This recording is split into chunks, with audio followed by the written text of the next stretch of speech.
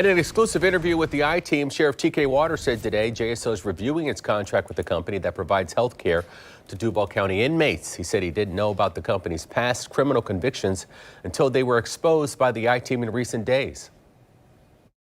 Hey, let me thank you guys. I found out from you all in your story.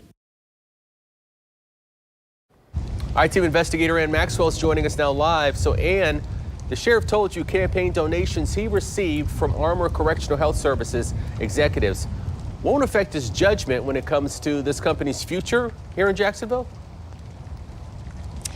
That's right, Tarek. He says he's got a big decision to make when it comes to Armor Health here at the Duval County Jail. He says he feels comfortable making it. In the meantime, JSO, as well as attorneys for the city of Jacksonville, are continuing to review the local contract with Armor. For the first time, Sheriff T.K. Waters is speaking publicly about the death of former Duval County inmate Dexter Berry and the fallout that's followed. I mean, he got released and then unfortunately he lost his life. All that stuff's still under investigation. Berry was a 54-year-old heart transplant recipient. He was arrested on a charge of simple assault in November, accused of verbally threatening his neighbor. Berry took medication to keep his body from attacking his transplanted heart. Missed those doses. But jail medical records provided by an attorney for Berry's family show he never received him during the weekend he spent in the Duval County Jail. He died just a few days after being released. An autopsy commissioned by his family says the transplanted heart showed severe autoimmune reaction. The doctor performing the autopsy wrote they didn't feel qualified to speculate on the effect of Berry missing his anti-rejection medication doses. They also wrote the cause of death was cardiac arrest, most probably due to a severe autoimmune reaction to his heart. The company contracted to provide health care to local inmates like Berry is now under scrutiny. A jury found Armor Correctional Health Services guilty. In October of last year, a Wisconsin jury convicted Armor Correctional Health Services of 7 counts of intentionally falsifying health care records and 1 count of abuse or neglect of an inmate, a felony. According to local news reports, an inmate at the jail there died of dehydration after the water in his cell was cut off for a week, and jail staff altered records to cover it up.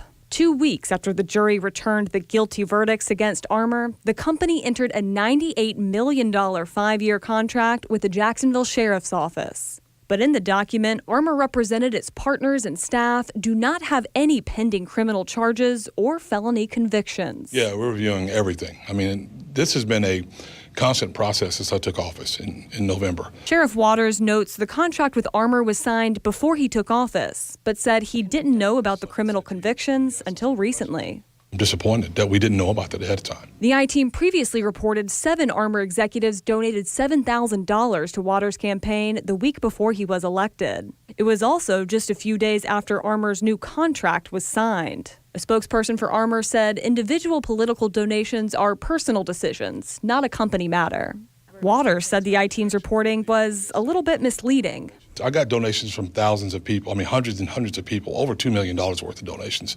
You don't know everyone you're getting them from. It has nothing to do with Armor or keeping their services or anything else like that. We asked what could happen if JSO or the city finds Armor misled them in their contract, or if the state bans Armor from government work due to their convictions, which is the possible outcome of an investigation underway now. There's a huge dynamic in place. We have a new mayor taking over, as you know. We have a new council taking over, as you know.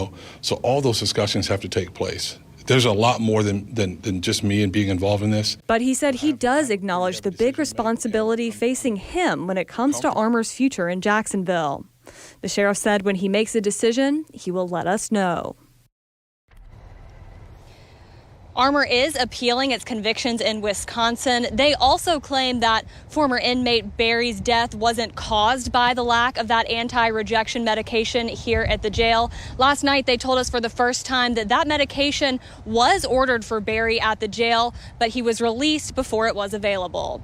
Reporting live from the South Bank, Ann Maxwell, Channel 4, the local station.